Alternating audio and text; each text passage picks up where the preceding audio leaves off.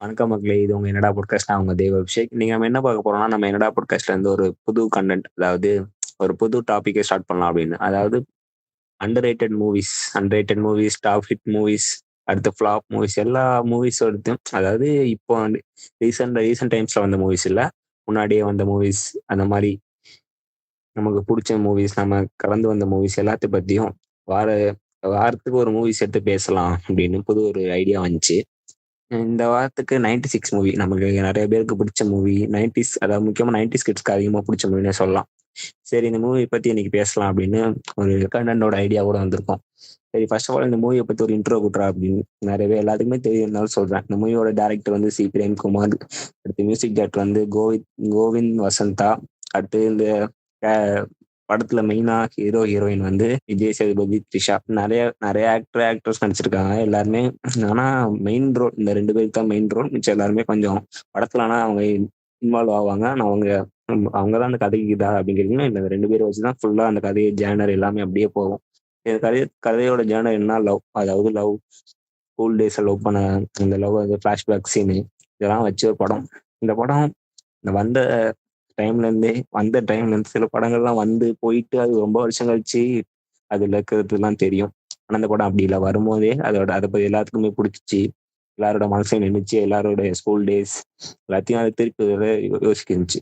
சரி, இந்த படத்தை பத்தி பேசலாம் அப்படின்னு. சரி, நான் மட்டுமே இல்லை, நம்மளோட என்னடா பாட்காஸ்டோட மெம்பர்ஸ் ஃபைசர், திவ்யேஷ்னி 2 பேருமே வராங்க. சரி, ஃபர்ஸ்ட் ஆஃப் ஆல் அவங்ககிட்ட இருந்து ஆரம்பிச்சிருவோம். இந்த மூவி எப்படி அவங்க ஃபர்ஸ்ட் பார்க்க ஸ்டார்ட் பண்ணாங்க, இல்ல ஏதோ ரீசனோட போய் பார்த்தாங்களா, இல்ல சும்மா ஒரு ஜஸ்ட் மூவியா போய் பார்த்தாங்களான்னு ஃபர்ஸ்ட் அவங்களே கேட்போம். ஹலோ, நான் தான் உங்கள் ஃபைசல். ஓகே, இந்த வாரம் நம்ம 96 மூவியை பற்றி பேசிக்கிட்டு இருக்கோம். இந்த மூவி நான் இது வரைக்கும் நான் பார்த்ததே கிடையாது. ரொம்ப நாளாக ஆச்சு. படம் வந்து ரொம்ப வருஷம் ஆனாலுமே நான் இன்ன வரைக்கும் பார்த்ததே கிடையாது படத்தை. இப்போ தான் சரி பார்க்கலாமே ஒரு சின்ன ஐடியா வந்தது. சரி, ஓகே படத்தை பார்க்கலாம், எல்லோரும் நல்லா சொல்லுதாங்க, நல்ல ரிவ்யூ இருக்குது அப்படின்ட்டு பார்க்கலான்ட்டு பார்த்தேன். படம் ஆனால் உண்மையிலே நல்லா தான் இருந்தது. படம் வந்து ஃபர்ஸ்ட் ஹாஃப் சூப்பராக இருந்தது, செகண்ட் ஹாஃப் கொஞ்சம் இதாக அடுத்து நினைச்சுக்கோங்க, இங்கேருந்து அங்கே கை வரும், அங்கே இருந்து இங்கேருந்து அங்கே கை வரும்னு சொல்கிறாங்க. நான் என்ன கேள்வி கேட்கேன், என்ன இந்த படத்தை ஏன் பார்த்தீங்க, எதுக்கு படத்தோட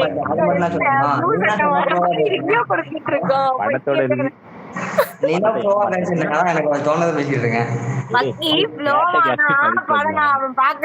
நல்லா இருந்துச்சு, இப்படி பேசாத. இல்ல அப்படியே பேசு. வந்து என் ஃப்ரெண்ட்ஸ் வந்து நிறைய பேர் சொன்னாங்க, எனக்கு இந்த மாதிரி படம் பார்க்க பிடிக்கும், லவ் சீன் அந்த மாதிரி படம் பார்க்க பிடிக்கும், அதனால அந்த படத்தை பார்த்தேன்னு சொல்லி படத்தை ரிவ்யூ கொடுக்க இப்பவே ஸ்டார்ட் பண்ணிட்டேன். ஓ, அப்படி சொல்லி இப்போ நீ கேட்ட கேள்விக்கு மட்டும் பதில் சொல்லணும். நான் கேட்ட கேள்விக்கு மட்டும் பதில் சொல்லு. இந்த படத்தை எதனால பார்த்தேன், என்ன விஷயம் தோண்டுச்சு, இல்ல சும்மா டிவி சேனல் மாத்திட்டு இருந்தேன், அந்த சேனல்ல இந்த படம் வந்துச்சு அப்படிங்கிற மாதிரி பதில் இது. அதை விட்டுட்டு படத்தை ரிவ்யூ பண்ண போயிட்டான். ஹலோ, நான் அவங்க பைசனுக்கு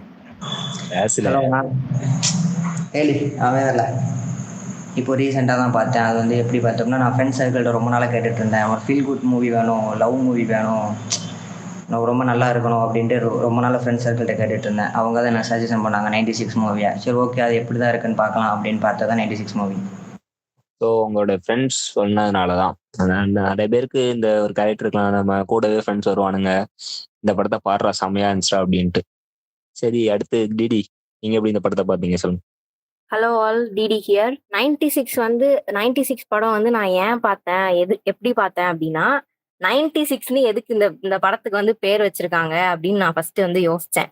அதுக்கப்புறம் படத்துக்கு போனாதான் தெரியுது 96ன்றது வந்து அவங்க 1996ல பாஸ் அவுட் ஆன ஸ்டூடெண்ட்ஸோட மூவி அப்படின்றது வந்து அதுவே ஒரு மாதிரி புதுசா வித்தியாசமா இருந்துச்சு. பரவாயில்லையே, 96ல வந்து அவங்க பாஸ் அவுட் ஆயிருக்காங்க, அதையே அவங்க வந்து படத்துக்கு ஒரு பேரா வச்சிருக்காங்க அப்படின்னு சொல்லிட்டு. அது மாதிரி இது வந்து ஒரு ரொம்ப சோல்ஃபுல்லான மூவின்னு சொல்லலாம். நம்மளோட ஸ்கூல் டேஸ்லாம் வந்து நம்மளை சுத்தி நிறைய நிறைய பேர் இருப்பாங்க, ஃப்ரெண்ட்ஸ்லாம் இருப்பாங்க. ஸோ வந்து அந்த ஸ்கூல் டேஸ்ல நடந்த ஒரு லவ் ஸ்டோரி வந்து எப்படி கொண்டு போயிருக்காங்க, அதை வந்து பாக்குறதுக்காக நான் வந்து அந்த படத்தை பார்த்தேன். ஸோ 2 பேரோட பதிலும் ஒரு வித்தியாசமா இருந்துச்சு. சரி, நான் அடுத்த கேள்வி என்ன கேட்கலான்னு இருந்தேன்னா, ஏன் இந்த 96 மூவிக்கு ஏன் 96 பேர் வச்சாங்க, இதுக்காக ரீசன் இருக்கா அப்படின்னு கேட்கலாம்னு நினைச்சேன். அவங்களோட தாட்ஸ் சொல்லிட்டாங்க. அதாவது 96 பேட்ச் அது ஒரு ரீசன். அந்த டைரக்டர் அந்த பிரேம்குமார் அவர் சொன்ன ரீசன் என்னன்னா, அவர் 2 ரீசன் சொன்னாரு. ஏன்னா அவர் வந்து 96 வந்து பாஸ் அவுட். இன்னொன்னு வந்து 9ம் 6 இந்த 2 நம்பர் வந்து திருப்பி போட்டாலும் 6 9 மாறும், 9 6 மாறும். அதாவது ஜெண்டர் ஈக்குவாலிட்டி அப்படிங்கிறத வந்து காட்டணும் அப்படிங்கிறதுக்காக நான் வச்சேன் அப்படின்னு அவரே இந்த டைரக்டர் சொன்னாரு. இந்த மூவி ஒரு நிறைய விஷயத்த நமக்குள்ள ஏற்படுத்தியிருக்கலாம். அடுத்து என்னோட கேள்வி என்னன்னா, இந்த படத்துல ஒவ்வொரு கேரக்டரும் எப்படி இருந்துச்சு? அதாவது இந்த படத்துல ஒரு சில கேரக்டர் வந்து அந்த படத்துல தேவையில்லை அப்படின்னு தோணும். அந்த மாதிரி ஏதாவது கேரக்டர்ஸ் இருந்துச்சா? இல்ல உங்களுக்கு பிடிச்ச கேரக்டர்ஸ் அதை பத்தி ஒரு 2 வார்த்தை 2 பேரும். எனக்கு ஸ்பெசிஃபிக்காக பிடிச்சது வந்து ஜானகி தேவியோட கேரக்டரும் ராமச்சந்திரனோட கேரக்டரும் எனக்கு ரொம்ப பிடிச்சிருந்தது. ஏன்னா அவங்க வந்து ரொம்ப நாள் ஃப்ரெண்ட்ஸாகவே இருந்திருப்பாங்க. அந்த மாதிரி நினச்சிட்டு இருந்திருப்பாங்க. நம்ம ரொம்ப ரொம்ப ஃப்ரெண்ட்ஸ் அப்படின்ட்டு ரொம்ப நாளாக நினச்சிட்டு இருந்திருப்பாங்க. அதுக்கேற்ற அவள் வந்து ஒரு நாள் வந்து வராமல் போயிடுவா ஸ்கூலுக்கு. அதுக்கேற்ற அவனுக்கே தெரிஞ்சிருக்கும். நம்ம தம்பி கதையே சொல்லாத தம்பி. கேரக்டர்னா இந்த கேரக்டர் விஜய் சேதுபதியோட ஆக்டிங், அந்த கேரக்டர் வந்து ஏற்படுத்தின தாக்கம், அந்த மாதிரி கதை நீ திருப்பி கதைக்குள்ளேயே போயிட்டு இருக்கியே. கதைக்குள்ள ரொம்ப முன்னாடி போயிட்டீங்க. அதை மாதிரியா? அந்த மாதிரி இங்க அதுல ரொம்ப முன்னாடி போயிட்டீங்க. கதைக்குள்ள கேரக்டர்னா எப்படி சொல்ல, உங்க அம்மா உங்க வீட்டுல என்ன ரோல் வாசிக்கிறாங்க அப்படின்னு நான் சொல்லுவேன். எங்க அம்மா தான் எனக்கு எல்லாமே. அந்த மாதிரி ஒரு கேரக்டரை பத்தி இது பண்ணணும், கதையை பத்தி சொல்லக்கூடாது. நான் சொல்லுதேன் நான். அதாவது எப்படின்னா அதுக்கேற்ற அவங்களுக்கு தெரிஞ்சிருக்கும் அப்படின்ட்டு சொல்லி 2 பேர் ஸ்கூல்ல என்ன விஜய் சேதுபதி வந்து எனக்கு விஜய் சேதுபதி கட்டு நல்லா பிடிச்சிருந்துச்சு. அவர் வந்து டீப்பா நடிச்சிருந்தாரு. அந்த மாதிரி பேசல, அவங்களோட கேரக்டர் பத்தி பேசு. கதையை நான் சொல்லும் போது கதைக்குள்ள போனா போதும். அப்ப ஃபர்ஸ்ட் டிடி பேசு, நான் யோசிக்கணும் கொஞ்சம். உனக்கு அதுல எந்த கேரக்டர் பிடிச்சி சொல்ல, நான் ஐடியா தரேன். உனக்கு அதுல எந்த கேரக்டரா இருக்கணும்னு தோணுச்சு படம் பார்க்கும்போது, அந்த இடத்துல நான் இருந்தா இப்படி இருக்கும் அப்படின்ட்டு. எந்த கேரக்டரா இருக்கணும்னு தோணுச்சுன்னா அவ அந்த மாதிரி பேச கொஞ்சம் இதா இருக்கும். இந்த கேரக்டரானா ஜானுவா தான்.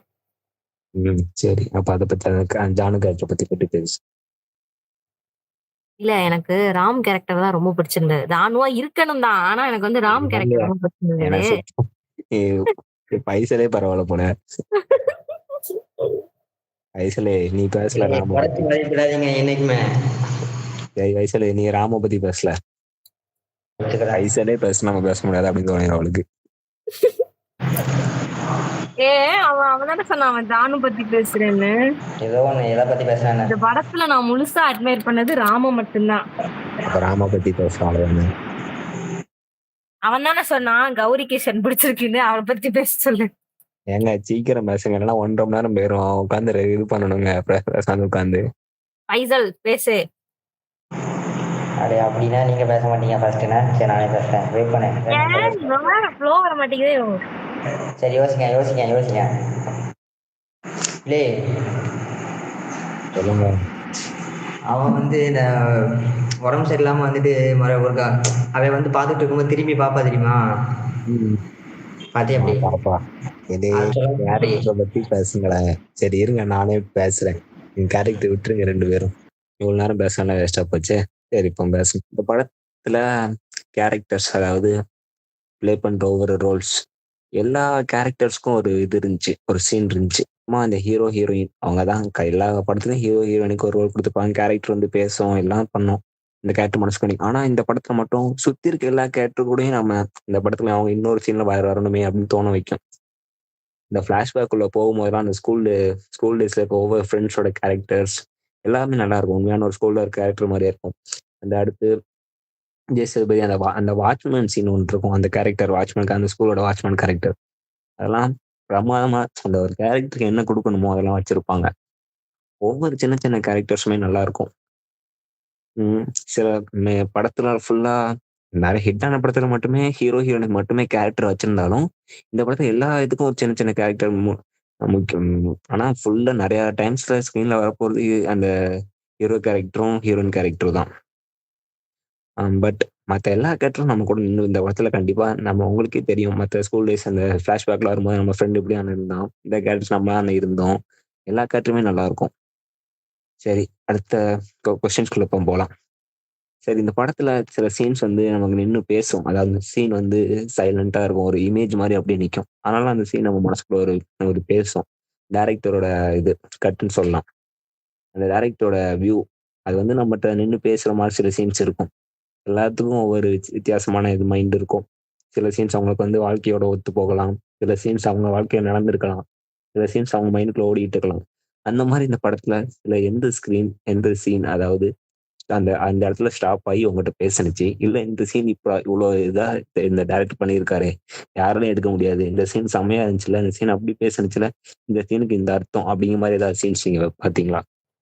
இதுல இந்த படத்துல வந்து ராமோட கேரக்டர் ரொம்ப introvert and reserved type. So அவனால வந்து அவனுக்கு ஜானு மேல வந்து லவ் இருக்குன்றத வந்து அவனால எக்ஸ்போஸ் பண்ண முடியாது. எக்ஸ்பிரஷனும் பண்ண முடியாது. ஆனா ஜானு வந்து அத கரெக்ட்டா கண்டுபிடிப்பாங்க.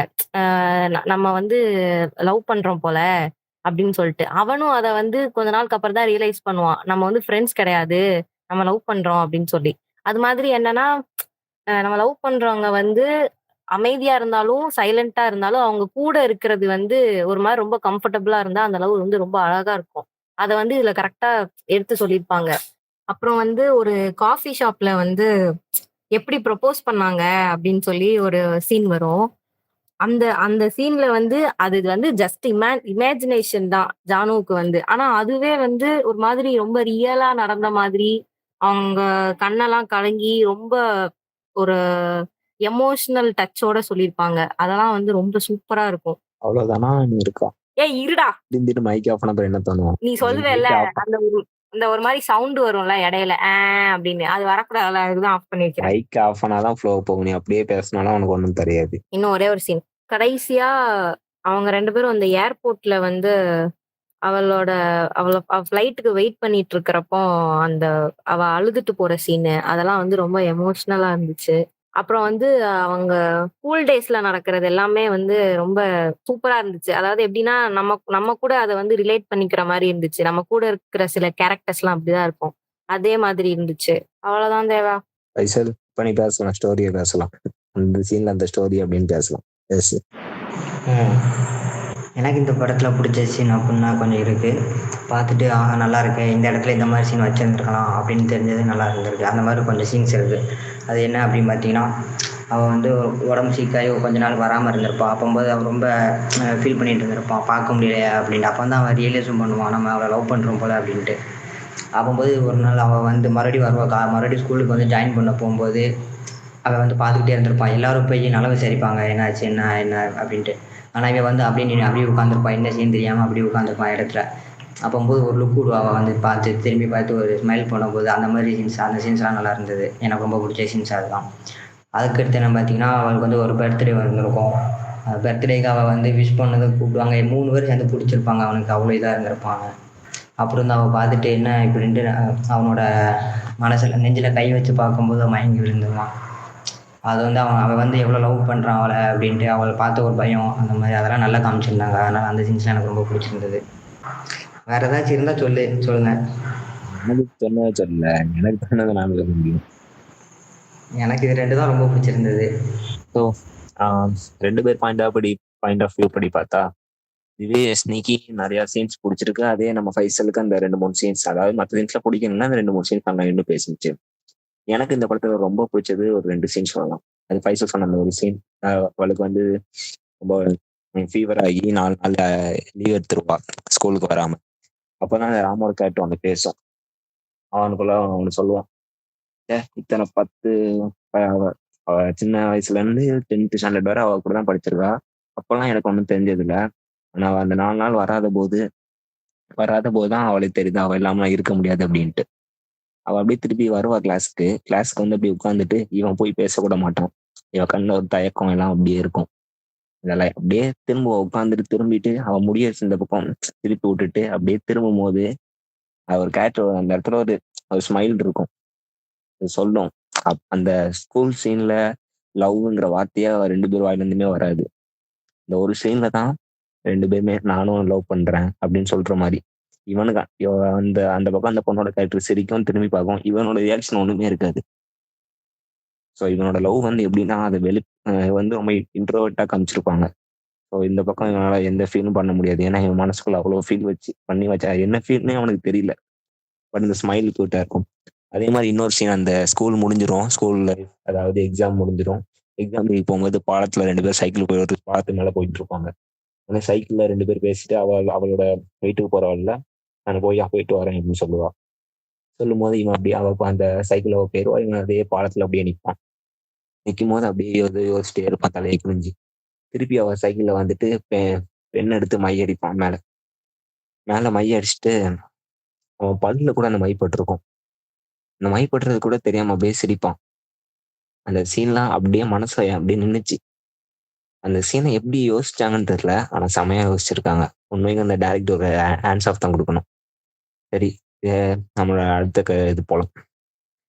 இந்த படத்துல நிறைய சீன்ஸ், அதாவது இந்த ஜானகி அம்மா அவங்களோட சீன்ஸ்லாம் எடுத்துட்டாங்க. அது வந்து அந்த இது வந்து நிறைய பேருக்கு ஏன் அப்படின்னு தெரியாம இருந்திருக்கலாம். பட் அது ஏன் அப்படின்னு அதை எடுத்தது கரெக்டா இல்லை எடுக்காம இருக்கலாமா அப்படின்னு இவங்க 2 பேர் இப்ப என்ன சொல்றாங்கன்னு பார்ப்போம். என்ன கேட்டால் அந்த டெலிட்டட் சீன், அதாவது ஒரு டெலிட்டட் சீன் உண்டு அதில். அதாவது எப்படின்னா, அந்த அப்பார்ட்மெண்ட்டில் அவங்க 2 தங்கி இருப்பாங்க. அப்போது அந்த ஜானகி தேவியை பார்த்து அந்த ஜானு வந்து ஒரு பாட்டு பாடுற மாதிரி இருந்திருக்கும். அந்த சீனும் மேபி வைக்காமல் இருந்திருக்கலாம். அதான் எனக்கு தெரிஞ்ச பெஸ்ட்டுன்னு தோணுது. அந்த சீன் வைக்காமல் இருக்கிறதுனால தான் இந்த படம் கொஞ்சம் நல்லா இருக்கிற மாதிரி எனக்கு ஃபீல் ஆகும். வச்சுருந்தாங்கன்னா அவ்வளோவா தெரிஞ்சிருக்காது. நடுவில் ஏதோ ஒரு இது இருந்த மாதிரி இருந்திருக்கும். ஒரு ஸ்லோவாக இருந்த மாதிரி இருந்திருக்கலாம் மேபி அந்த படம். அது இல்லாமல் இருந்தது எனக்கு நல்லா தான் தெரியுது. நல்ல வேளை வைக்கலை அப்படின்னு தோணுற மாதிரி தான் இருக்குது. எங்கடா போயிட்டான் இவன்?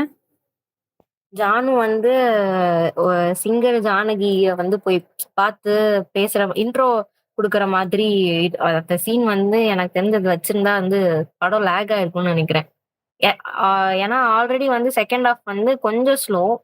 படம் நல்லா தான் இருக்கு. பட் கொஞ்சம் ஸ்லோவா போற வகையில இத வேற அவங்க வந்து ஆட் பண்ணியிருந்தாங்க அப்படின்னா அது வந்து கண்டிப்பா லேக் ஆக வந்து வாய்ப்பு இருக்கு. கரெக்டா சொன்னீங்க. அது கரெக்டான ரீசன் அதுதான். அந்த படம் அந்த சீன் வச்சிருந்தா அந்த கொஞ்சம் லேக் ஆகிருந்திருக்கும். பட் அந்த சீனை தூக்குறதோட டைரக்டரோட கட்ஸ் எவ்வளவு கஷ்டப்பட்டு அந்த அம்மாட்ட போயிட்டு, அவங்க இது வரைக்கும் எந்த படத்துலயுமே வந்தது கிடையாது. ஃபர்ஸ்ட் டைம் வந்திருக்காங்க. அவங்களோட போயிட்டு அந்த சீனை எடுத்துட்டு அந்த சீனை எடிட்டர் சொல்லும்போது இந்த வந்து சீன் கொஞ்சம் ஸ்லோ ஆகுது இந்த படத்தை அப்படின்னு சொல்லும்போது, இந்த சீனை எடுக்கிற கட்ஸ் இருக்குல்ல, அது ரொம்ப அந்த டைரக்டரை பாராட்டணும். சில விஷயத்த நம்ம பண்ணும்போது தெரியாது, ஏன்டா பண்ணுவோமா பண்ண வேண்டாமா அப்படின்ட்டு.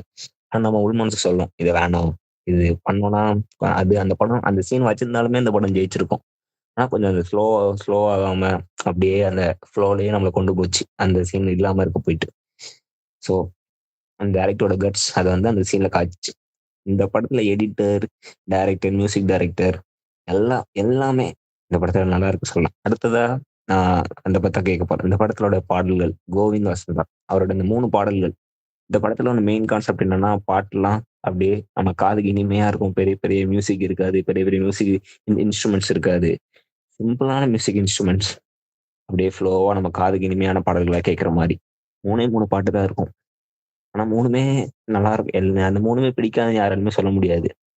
சரி, இவங்ககிட்ட அந்த படத்தோட பாடல்கள் பத்தி இல்ல பிஜிஎம்ஸ் பத்தி இவங்க 2 பேர்ட்ட என்ன சொல்லாங்கன்னு கேட்கலாம்.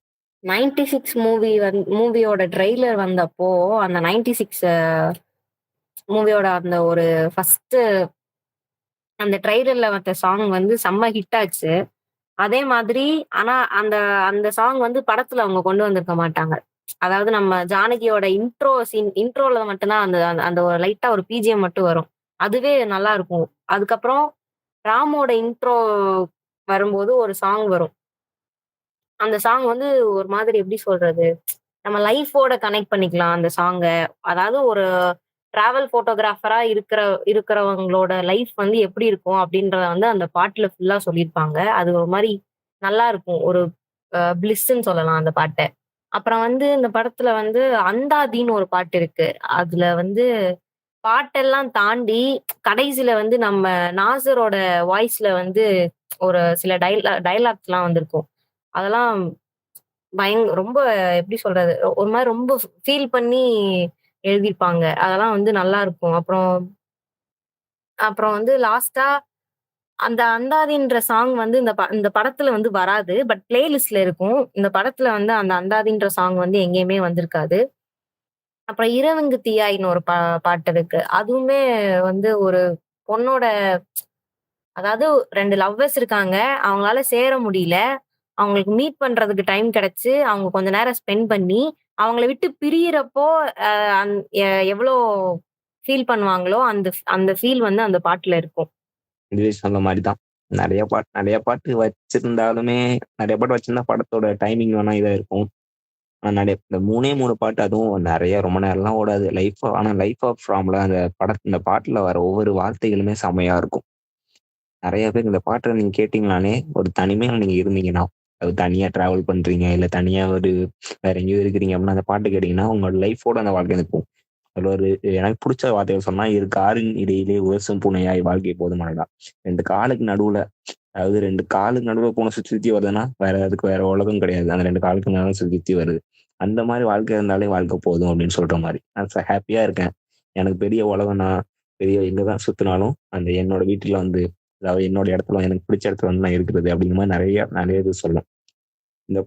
அடுத்த இன்னொரு பாட்டு, அந்த காதலே காதலை பாட்டுது.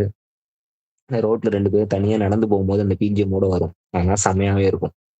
சரி, இது இது எல்லாமே இந்த படத்துல ஒரு ப்ளஸ் பாயிண்டே சொல்லலாம். மூவி கேரக்டர்ஸ், அவங்க பேசுற டைலாக்ஸ், இந்த பிஜிஎம்ஸ் எல்லாமே ஒரு ப்ளஸ் பாயிண்டே சொல்லலாம்.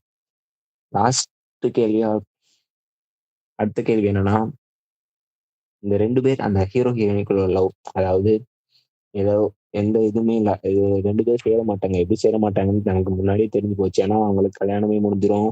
ராமுக்கு இதாகிரும், வயசாகிரும். கல்யாணம் முடிஞ்சு த்ரிஷாவுக்கு குழந்தையே இருக்கும். ஆனா இந்த 2 பேருக்கு இடையில ஒரு லவ், அதாவது ஃபர்ஸ்ட் ஹாஃப்லயும் சரி, அந்த ஜூன் பிளாஷ்பேக்ல வர ராமுக்கும் ஜானுக்குமே சரி, அடுத்து இது செகண்ட் ஹாஃப்ல வர ராமுக்கும் ஜானுக்குமே சரி, இடையில ஒரு லவ் இருக்கும். அந்த லவ் பத்தி அவங்க என்ன தோணுச்சு உங்க 2 பேர்த்துக்கு படம் பார்க்கும்போது அப்படிங்கிறத கேட்கலாம்.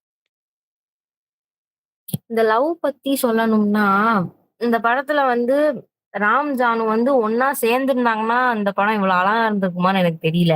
அவங்க சேராம அவங்களோட அன்செட் வேர்ட்ஸ், அவங்க அதை வச்சு நம்ம லவ் பண்றோம், நம்ம லவ்ல இருக்கோம் அப்படின்னு அவங்க ரியலைஸ் பண்ணனாலதான் இது இவ்வளவு அழகா இருக்குன்னு நினைக்கிறேன். ஏன்னா டைரக்டர் சேராம பிரிஞ்சிடட்டும் அப்படின்னு சொல்லி அவர் கதை எழுத போய் தான் இந்த படம் இவ்வளவு ஹிட்டாச்சு அப்படின்னு எனக்கு தோணுது. கல்யாணம் ஆனதுக்கு அப்புறமும் அவன் அவள் அதாவது ராம் ஜானுவை ரெஸ்பெக்ட் பண்ற விதம், அதாவது ஜானு இன்னொருத்தவங்களோட ஒய்ஃப், அவங்கள நம்ம டச் பண்ணக்கூடாது அந்த மாதிரிலாம் நினைச்சு ஒரு மாதிரி பிஹேவ் பண்ணும்போது, அப்படி இருந்துமே அவங்களோட லவ் கொஞ்சம் கூட குறையவே இல்லை. எப்படின்னா அவங்க ஸ்கூல் டேஸ்ல, அதாவது ஜானு ஸ்கூல் டேஸ்ல யூஸ் பண்ண நிறைய திங்ஸ ராம் ஜானுக்கே தெரியாம திருடி அந்த ஒரு பெரிய பாக்ஸ்ல எல்லாம் வச்சு ஒன்னா ஜானு கிட்ட ஜானு மீட் பண்ற டைம்ல ஜானு கிட்ட எடுத்து காமிக்கும் போது ஜானுக்கே அவ்வளவு ஹாப்பியா இருக்கும். பரவாயில்ல, ஒரு சீன் வரும்ல, ராம் கவிதை எழுதி வச்சிருப்பாரு. அத ஜானு அப்பதான் கண்டுபிடிச்சு, எனக்கு யாரா கவிதை எழுத போறா அந்த மாதிரிலாம் கேட்பாங்க. அதெல்லாம் ஒரு மாதிரி கியூட்டா இருக்கும். இவ்வளோ லவ் இருந்திருக்கு, இப்பவும் அது கண்டினியூ ஆகுது அப்படிங்கும்போது அது ஒரு மாதிரி எப்படிரா இப்பெல்லாம் லவ் பண்றாங்க, எப்படி இப்படி இருக்க முடியுது அப்படின்னு தான் தோணும். இவ்வளோ வருஷம் கழிச்சு 22 இயர்ஸ் கிராஸ் ஆயிடுச்சு. ஆனா அப்பவும் அவங்க ஸ்கூல் டேஸ்ல இருந்த மாதிரியே இப்பவும் ராமால இவ்வளோ லவ் பண்ண முடியுது, ஜானுக்கு இவ்வளோ லவ் இருக்கு அப்படின்றது ஒரு மாதிரி ஆச்சரியமா இருந்துச்சு. 2 பேரோட லவ்வையுமே ரொம்ப ஸ்மூத்தாக காமிச்சிருப்பாங்க. அதாவது அவன் கொஞ்ச நாள் கழிச்சு அவன் ஊருக்கு போயிடுவான், ரிட்டர்ன் வரமாட்டான். அப்போது அவங்க ரொம்ப நாள் அவன் காத்துக்கிட்டே இருந்திருப்பா. கடைசி வரைக்கும் அவன் வந்திருக்க மாதிரி தெரில, வரமாட்டான் கண்டிப்பாக. அதுக்கடுத்து அவன் ரொம்ப நாள் ஆகியும் வரவே இல்லை. அவள் காலேஜ் சேர்ந்துருவா. அதுக்கடுத்து காலேஜ் அப்போ ஒரு நாள் பார்க்கலான்ட்டு வந்திருப்பான். ஒரு பொண்ணை ஹெல்ப் கேட்டு அந்த பொண்ணை கூப்பிட்டு வர சொல்லியிருப்பான். ஆனால் அவள் வேற யாரையோ ஒரு பையனை பார்த்துட்டு என்ன இந்த மாதிரிலாம் செஞ்சுட்டு இருக்கான்னு அவளை திட்டி விட்டுருவான். அப்படி ஒரு வேளை அவள் பார்த்துருந்தானா அவங்க ஒன்று சேர்ந்துருப்பாங்க கண்டிப்பாக. அந்த மாதிரி கொண்டு போயிருப்பாங்க. ஆனாலுமே அவங்க லவ் அப்படியே தான் இருந்தது. ரொம்ப அவள் அவளை பார்க்காம இருந்தாலுமே அவளை 2 பேரோட லவ்வுமே ரொம்ப ஸ்ட்ராங்காக தான் இருந்திருக்கு. ஆனால் அவன் மிஸ் அண்டர்ஸ்டாண்டிங் பண்ணிட்டு போயிருப்பான். ஒருவேளை அவளுக்கு வேற யாரும் லவ் கிடைச்சிருக்கும், ஒருவேளை வேற யாரும் லவ் பண்ணியிருப்பா அப்படின்ட்டு அவன் வெயிட் பண்ணாமல் போயிருப்பான். ஒருவேளை அவன் வெயிட் பண்ணியிருந்தா அவங்களோட லவ் மறுபடியும் ஒன்றா சேர்ந்துருக்கலாம் கண்டிப்பாக. அதுக்கடுத்து ரீயூனியன் நடக்கும். ரீயூனியனில் வந்து அவள் வந்து சொல்லுவாள், என்னை கடைசி வரைக்கும் நீ பார்க்கவே வரல, அன்னைக்கு விட்டு போனதோட அப்படின்னு சொல்லுவாள். உடனே இவன் சொல்லுவான், இல்லை நான் வந்தேன், வந்து உன் காலேஜில் வந்து சொன்னேன், நீ தான் வரல அப்படின்னு சொல்லியிருப்பான். அப்போ வந்து அப்போ தான் அவளுக்கு தெரிஞ்சிருக்கும் வந்தது ராமச்சந்திரன் தான், வேற யாரையும் பார்த்துட்டு தப்பாக நினைச்சிருப்பா அப்படின்னு அவள் ரொம்ப ரெக்ரெட் பண்ணுவாள். நம்ம அந்த மாதிரி செஞ்சுட்டோம், அந்த மாதிரி செய்யாமல் இருந்ததுன்னா நம்ம 2 பேரும் மறுபடியும் பேட்சப் போயிருக்கலாம் அப்படின்னு ரொம்ப ரெக்ரெட் பண்ணிருப்பாள். அந்த சீனில் ரொம்ப இதாக இருந்திருக்கும், கஷ்டமாக இருந்திருக்கும். இதுக்கடுத்து என்ன, அந்த ஃப்ளைட் சீன் தான் சொல்லலாம். நான் கேட்டது அவங்க 2 பேரும் கேட்ட இந்த லவ் தான். நீ சீன்ஸ்னா சொல்லிட்டு இருக்க, அதுக்கே நான் அமைதியே விட்டுட்டு இருக்கேன். சரி, அப்போ வேற என்ன சொல்லலாம், நீ சொல்லு, ஏதாவது சொல்லு நான் சொல்லுறேன். விவேக் சொன்ன மாதிரி இந்த ஃபர்ஸ்ட் ஸ்டார்டிங் பண்ண கூட அது வந்து 2 பேருக்குமே சேரல, இந்த சேராம இருந்தாதான் அது நல்லா இருக்கும் அப்படின்ட்டு. எனக்கு நான் படிச்சதுல பிடிச்ச ஒரு கவிதை சொல்றேன். அதாவது சேரா காதல் தான் இங்க காவியமாகிறது அப்படின்ட்டு. சேர்ற காதல் கூட அவ்வளவு ஆனா சேராத காதல்கள் நம்ம இதுலயும் சரி, ஹிஸ்டரிலையும் சரி, நடக்கிற வாழ்க்கையும் சரி, அது ஒரு காவியமாக இருக்குது, அழகாவே இருக்குது. அதாவது 2 பேருமே அவங்களோட காதலை தெரிஞ்சிருந்தோம், 2 பேருமே அவங்க காதலை வெளிப்படுத்தி அவங்களோட சேர முடியுமா போறது. இந்த சீன் அதாவது 2 எனக்கு என்னைய பொறுத்த வரைக்கும் ஜானுவோட ராமோட லவ் நான் பெருசுன்னு சொல்லுவேன். ஏன்டா அவன் கல்யாணம் பண்ணிக்காதனாலே அப்படி கேட்டீங்கன்னா அதுக்காக இல்ல. அவ அந்த ஒரு விஷயம் சொல்லுவாங்க. அந்த எனக்கு கடைசி வரை ஒரு நாள் கூட என்ன பார்க்க வரல அந்த மாதிரி சொல்லும்போது, நான் வந்தேன் ஜானு அப்படின்னு அவன் சொல்லும்போது, அவ அழும்போது தான் அவங்க லவ் தெரியும். அப்ப ஜானு நினைச்சிருப்பா நம்ம மட்டும் தான் பண்ணிட்டு இருந்தோம் போல, இவன் விட்டுட்டு போயிட்டான், வேற ஏதாவது பொண்ணை பார்த்திருப்பான் அப்படின்னு ஜானு நினைச்சிட்டு இருப்பா. அந்த நேரத்துல அவன் சொல்லுவான், நான் வந்தேன் ஜானு, உன்னோட கல்யாணத்துக்கு வந்தேன் ஜானு அப்படின்ட்டு. அந்த இடத்துல ராமோட லவ் நமக்கு வந்து நமக்கே ஃபீல் ஆகும். ச்சே எவ்வளவு இதா இருக்கான்டா, எவ்வளவு இது காலேஜ்ல போயிருக்கிறான், அங்க போய் கல்யாணத்துக்கு போயிருக்கான், சேர்ந்துருக்கலாமே அப்படின்னு நமக்கே அது தோண வைக்கும். அந்த அளவுக்கு அவனோட லவ் வந்து பெஸ்டா இருந்துச்சு அந்த சீன்ல. 2 பேர் இடையில அந்த லவ் எப்படின்னா, ஸ்கூல் படிக்கும்போது லவ்ங்க வார்த்தையே 2 பேரும் சொல்லியிருக்க மாட்டாங்க. இப்ப இந்த ஃபிளாஷ்பேக் சீன்ல லவ்ங்க வார்த்தையே சொல்லுவாங்க. இந்த லவ் வந்து நீங்க எவ்வளவோ படம் பார்த்துருக்கலாம், உண்மையா வாழ்க்கையிலே லவ் பண்ணி கல்யாணம் பண்ணிருக்கலாம், லவ் பண்ணலாம், எந்த ஸ்கூல் லவ், காலேஜ் லவ் எல்லாம் இருக்கலாம். ஆனா இந்த ஒரு காட்டுல ஒரு லவ் இருக்குல்ல, எல்லாத்தையும் டிஃப்ரெண்டா இருக்கும், எல்லாத்துக்குமே பிடிச்சிருக்கும். அந்த லவ் சீன்ஸ் எல்லாம் வரும்போது ஒரு காமம் இல்லாத கதை. அதாவது டச் பண்ணி பேசுறது, இல்ல ஹக் பண்றது, இது மட்டும்தான் லவ்னே இப்போ நிறைய பேர் நினைச்சிட்டு இருக்காங்க. அதெல்லாம் இல்ல. மனசோடு மனசு பேசுறது அப்படின்ட்டு. என் ராம் யாருன்னு எனக்கு தெரியும், என் ஜானு யாருன்னு எனக்கு தெரியும் அப்படின்னு அந்த 2 பேருக்குள்ள இருக்க காதல் வந்து அழகாவே இருக்கும். சரி, அப்படியே அடுத்தது போலாம். லாஸ்டா இதை வச்சுக்கலாம். இந்த படத்தை பார்த்து முடிச்ச அப்புறம் உங்களுக்கு என்ன ஃபீல் தோணுச்சு? இல்ல இந்த படத்தை பார்த்தப்போ உங்களுக்கு என்ன ஆணுச்சு? அதை பத்தி ஏதாவது 2 வார்த்தை.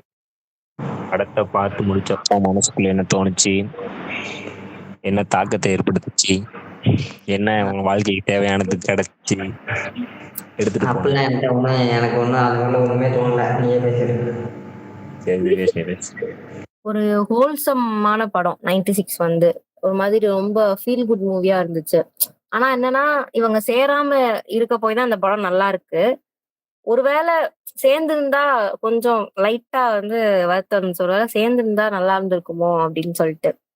அதுக்கப்புறம் இதுல வந்து அவங்க கெட் டுகெதர்லாம் வச்சிருப்பாங்க. ஃப்ரெண்ட்ஸ்லாம் வந்து ஸ்கூல் ஃப்ரெண்ட்ஸ்லாம் மீட் பண்ற மாதிரி. அதெல்லாம் வந்து நம்மளும் பண்ணணும் அப்படின்னு சொல்லிலாம் வந்து நிறைய தோணுச்சு. அப்புறம் என்ன லவ்டா, இப்படிலாம் இந்த மாதிரி லவ்லாம் வந்து நேர்ல பார்க்க முடியுமான்னு தெரியல. ஆனா இப்படிலாம் லவ் பண்ணா வந்து ரொம்ப நல்லா இருக்கும் அப்படின்னு தோணுச்சு. அது மாதிரி இன்னொன்னு வந்து எனக்கு என்னன்னா, இந்த படம் ஸ்டார்ட் பண்ணும்போது மாற்றங்கள் வினா மாற்றங்களை விடைன்னு சொல்லி போட்டுதான் ஆரம்பிப்பாங்க. அதாவது நம்மளோட லைஃப் ஆஃப் ராம் பாட்டுக்கு முன்னாடி வந்து இந்த 2 லைன் போடுவாங்க. அது வந்து யோசிக்க வச்சது. என்னது இது அப்படின்னு சொல்லிட்டு. ஆனா கடைசி அந்த படம் எண்ட் ஆகும்போது ஒரு இது இது வந்து இந்த படத்துக்கு வந்து இதுதான் மீனிங் போல அப்படின்ற மாதிரி தோணுச்சு.